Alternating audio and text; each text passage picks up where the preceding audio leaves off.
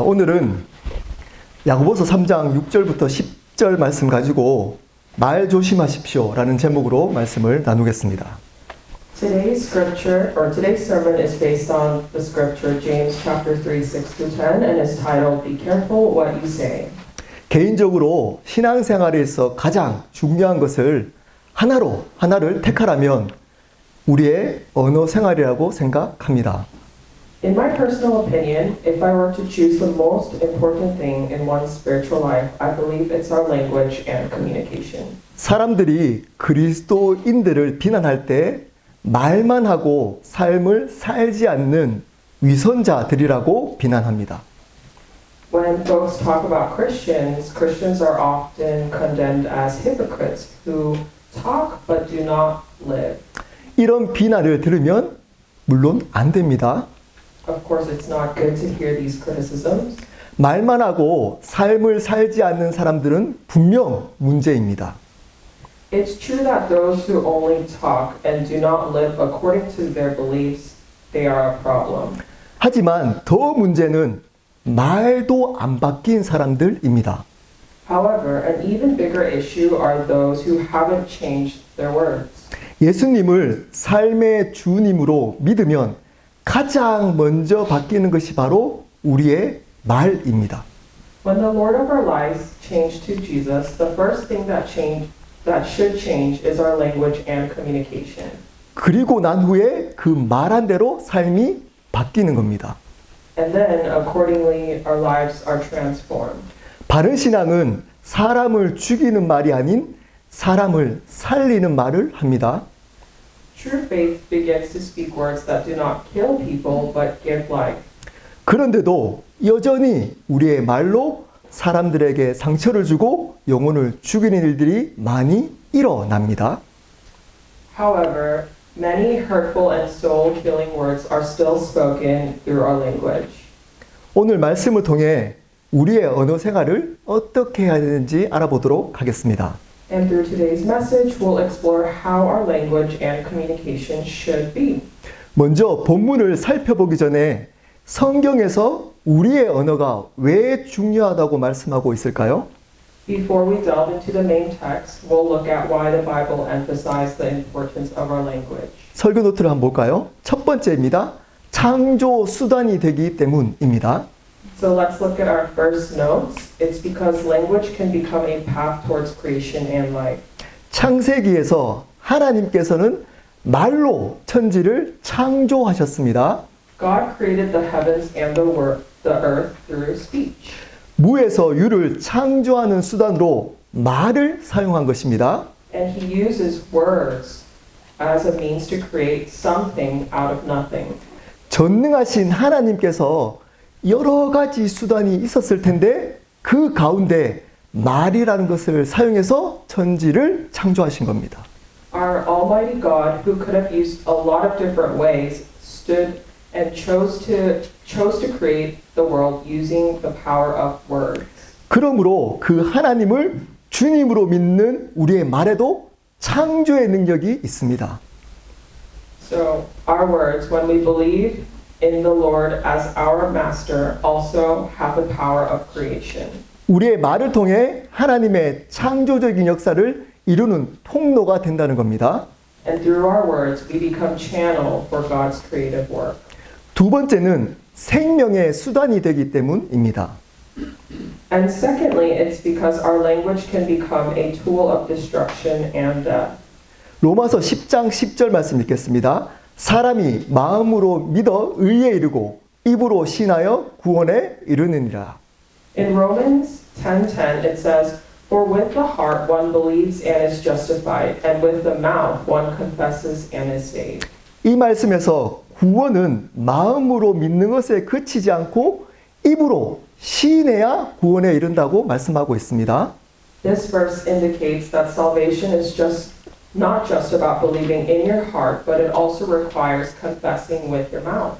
마음의 믿음이 입으로 고백되어야 구원의 역사가 있다는 겁니다. The work of salvation happens when the belief in the heart is confessed with our words. 우리의 말로 고백할 때 생명의 역사가 있다는 겁니다. This means that when we confess with our words, there is a work of life.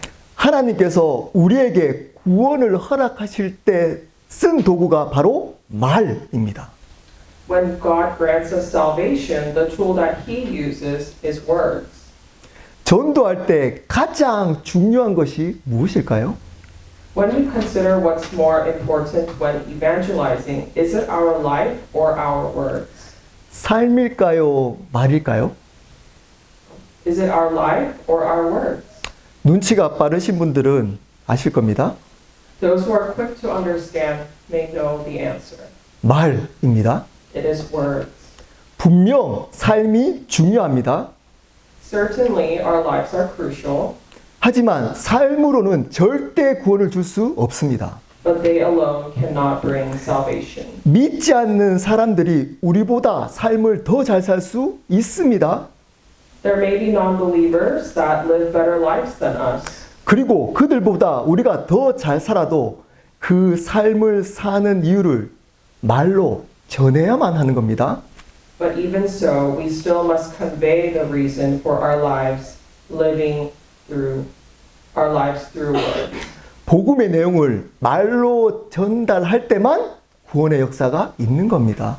The work of salvation only happens when we proclaim the message of the gospel through words. 삶은 말을 전하는 수단일 뿐입니다. And life is just a means to convey words. 이렇듯 말은 생명의 수단이 됩니다. And therefore, words just become a means of life.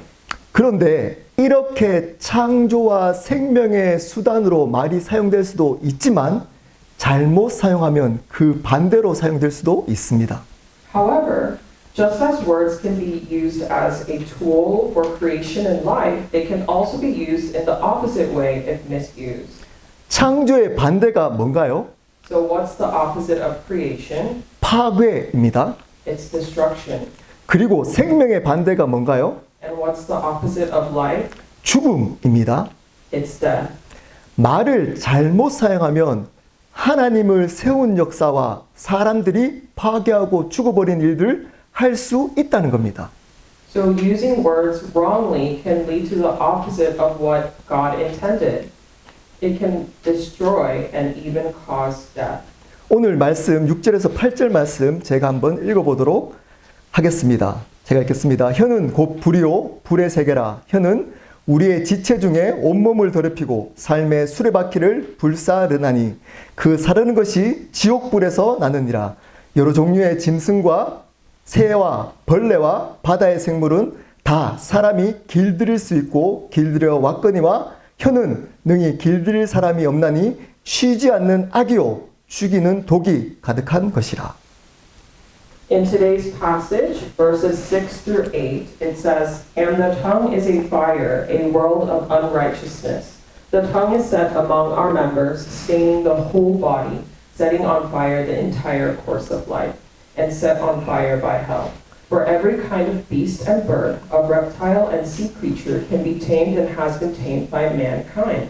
But no human being can tame the tongue. It is a restless evil full of poison. 말의 능력인 창조와 생명의 반대 말들이 오늘 본문에 나와 있습니다. And in today's passage, the text describes the opposing forces of creation and life. 무엇일까요? What are those? 태우고 불사르고 지옥불에서 나며 악이고 죽이는 것이라. Such as burning, setting on fire, coming from hell, being evil, and causing death. 이 무시무시한 것들이 바로 말로부터 난다는 겁니다. These terrifying things originate from our words. 말은 잘못 사용하면 이렇게 무시무시한 일들을 일으킵니다. And words have the power to bring about such dreadful consequences. 말을 잘못 사용하면 파괴하고 죽여버린다는 겁니다. So using words wrongly can lead to destruction and death. 너무 두려운 일입니다. And that's a frightening prospect. 그렇다면 우리 믿는 자들은 어떻게 이렇게 중요한 언어 생활을 해야 할까요? So, how should we, as believers, approach such a crucial aspect of our language and communication? 우리 설교 노트 한번 볼까요? 첫 번째입니다. 하나님을 찬양하는 말을 해야 합니다. Let's look at our sermon notes. First, we must use words to praise God. 9절부터 10절까지 말씀입니다. 제가 읽겠습니다. 이것으로 우리가 주 아버지를 찬송하고 또 이것으로 하나님의 형상을 받은 사람을 저주하나니 한 입에서 찬송과 저주가 나오는도다. 내 형제들아 이것이 마땅하지 아니하니라. In verse 9 and 10, it says, "With it we bless our Lord and Father, and with it we curse people who are made in the likeness of God. From the same mouth come blessing and cursing. My brothers, these things ought not to be so." 여기서 이것은 우리의 말을 의미합니다. And here, it refers to our words. 먼저 이곳으로 주 아버지를 찬송한다고 말씀하고 있습니다. It starts by saying we should bless our Lord and Father. 하나님께서 우리에게 언어를 주신 궁극적인 이유는 바로 주 아버지를 찬송하는 것입니다. It starts by saying that we should bless our Lord and Father. 여기서 독특한 표현 하나가 나옵니다. And an interesting expression is used here. 바로 주 아버지입니다. It is Lord and Father. 하나님은 우리의 삶의 주인이시며 아버지가 되신다는 겁니다. It signifies that God is both the master or Lord of our lives and our Father. 그리고 그 주님이신 하나님을 찬송하고 아버지 되신 하나님을 찬송하라고 우리의 말을 주셨다는 겁니다. Our words are given to us to praise the Lord, who is our Lord and also our Father. 앞에서 우리의 말은 창조와 생명의 수단이라고 말씀드렸습니다. As mentioned earlier, we described how our words serve as tools for creation and life. 하나님의 창조와 생명 역사를 일으키는 말은 바로 하나님을 찬양하는 것이라는 겁니다. Words that bring about God's creative and life-giving work are words that praise God. 하나님을 찬양한다는 의미는 오늘 말씀에 두 가지라는 겁니다. So praising God means two things in today's passage. 첫 번째, 하나님께서 주님이심을 찬양하는 겁니다. First, it means praising the fact that He is the Lord. 그리 아니하실지라도 찬양하라는 말입니다. And even if it doesn't feel like it. 우리가 원하는 삶이 되지 않더라도 하나님이 주님이시기 때문에 그분을 찬양해야 된다는 말입니다. Even if your life is not going the way you want it to, you should still praise Him because He is the Lord. 둘째는 하나님께서 아버지가 되심을 찬양하라고 말씀하고 있습니다. Secondly, it means praising the fact that He is a Father. 아버지 되신 하나님께서 우리에게 사랑과 은혜를 주셨기 때문에 찬양하라는 겁니다. It means praising the love and grace He gives us as our Father. 그분의 사랑과 은혜를 찬양하라는 겁니다. It means praising His love and grace. 사랑하기 때문에 은혜로 주신 구원을 날마다 찬양하라는 겁니다. And it also means expressing gratitude for the salvation that He has given us daily. 하나님께서 베풀어 주신 삶의 모든 은혜들을 찬양하라는 겁니다. And this acknowledges the grace of life He bestows. 이렇게 찬양하라는 것은 예배 시간에 드리는 이러한 찬양만이 아닙니다. And praising God is not just about singing hymns in a worship service. 물론 우리가 시간이 날 때마다 찬양을 들으면서 그분을 찬양하는 것도 찬양 맞습니다. Of course, it is right to praise Him through songs whenever we can. 하지만 그러한 것이 아니라 우리의 언어 생활 속에 하나님의 주님 되심을 드러내는 말을 하라는 겁니다. But it's more about expressing words in our daily communication that reveal God's lordship and His love and grace. 그분의 사랑과 은혜에 대한 감사의 고백들을 하라는 겁니다. And it means confessing our gratitude for the grace of salvation. 구원의 감격과 감사의 고백을 우리의 언어로 표현하며 살아가라는 겁니다. It means confessing our excitement and thankfulness for the work of salvation in our language. 그럴 때 하나님께서 우리의 말을 통해 창조와 생명의 역사를 이루어 가신다는 겁니다. And in such moments, God works through our words to bring about the work of creation and life. 무너진 곳이 세워지고 아픈 영혼이 회복되고 죽은 영혼에게 영원한 생명이 전해진다는 겁니다. And through broken places are mended, wounded souls are healed, and eternal life is given to those who are spiritually dead. 그렇지 않고 이 세상 사람들처럼 세상 이야기나 자기가 하고 싶은 이야기들만 삶 속에 하고 있다면 절대 생명의 역사는 없습니다. Without such language in our lives, there can be no work of life.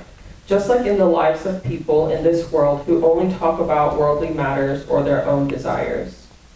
두 번째로 사람을 저주하는 말을 하지 말아야 합니다.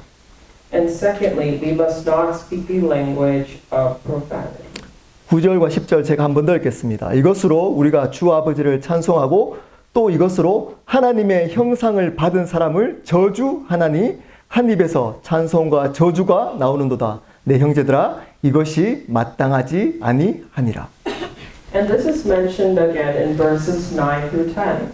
With it we bless our Lord and Father, and with it we curse people who are made in the likeness of God. From the same mouth come blessing and cursing. My brothers, these things ought not to be so. 앞에서 우리가 해야 할 창조와 생명의 말은 하나님을 찬양한 것이라고 말씀드렸습니다. As mentioned earlier, the words that should be spoken for the purpose of creation and life are those that praise God. 반대로 파괴하고 죽이는 말이 나옵니다. In contrast, words that bring about destruction and death are words that curse people. 그것은 사람을 저주하는 겁니다. And that means words that curse people. 여기서 저주한다는 것은 하나님과 분리되어 하나님의 심판을 바란다는 겁니다. Cursing means uttering words that separate us from God and invoke His judgment. 그렇게 한 입에서 하나님을 찬송하고 사람을 저주하는 것이 함께 있는 것이 당연하지 않다고 말씀하고 있습니다. And this passage states that that is not appropriate to have both words of praise and words of cursing coming from the same mouth. 믿는 자라면 절대 그럴 수 없다는 겁니다. And as a believer, such coexistence should not happen. 그렇다면 저주의 대상이 누구일까요? So then, now who is the target of this cursing? 당연히 하나님과 관계가 좋은 사람이 아닙니다. It's not directed at those who have a good relationship with God 바르게 삶을 살아가는 사람들이 아닙니다. or those that live righteously. 하나님의 관계가 좋지 않는 사람들이거나 사람들에게 지속적으로 상처를 주는 악한 사람들입니다. It's directed at people who have a poor relationship with God or those who continuously cause harm to others. 자신들에게 상처를 주거나 자신의 보기에 문제가 많은 사람들을 말합니다. It's directed at individuals who might have hurt you or those in your view who in your view seem problematic.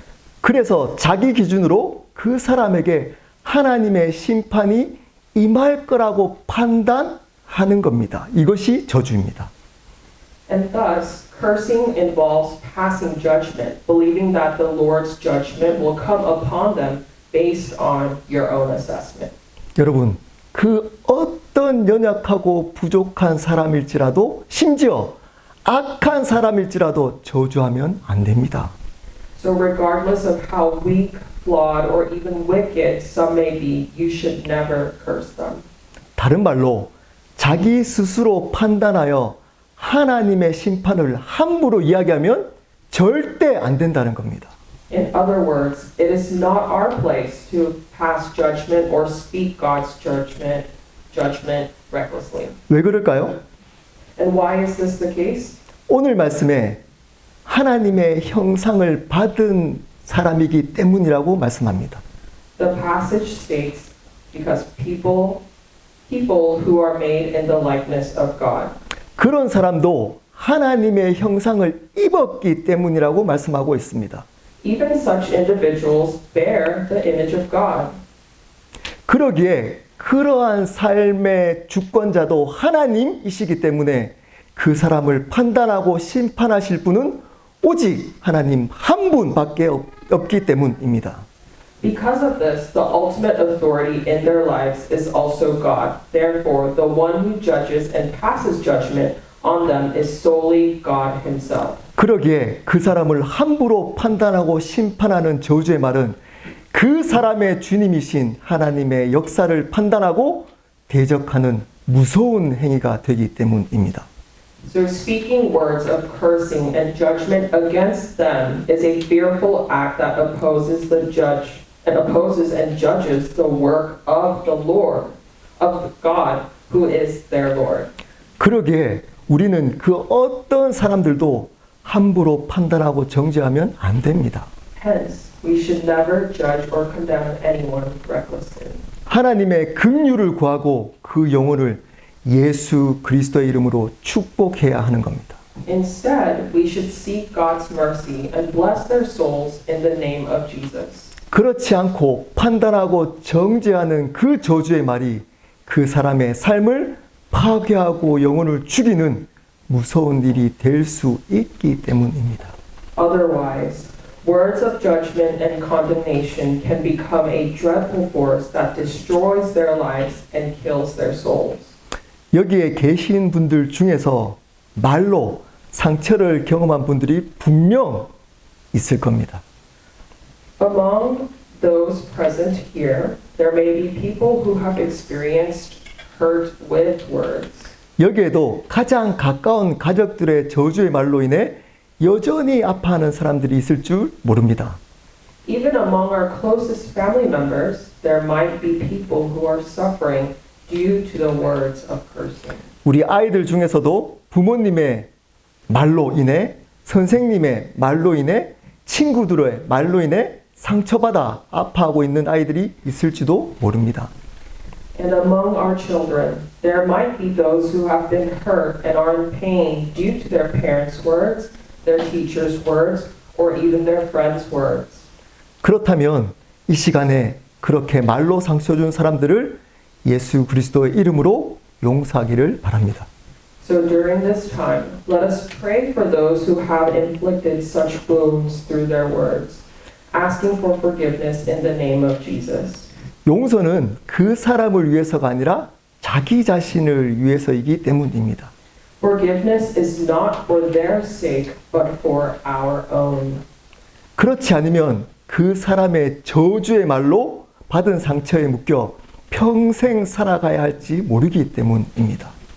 Otherwise, we may remain bound to the words inflicted by their words and carry that burden throughout our lives.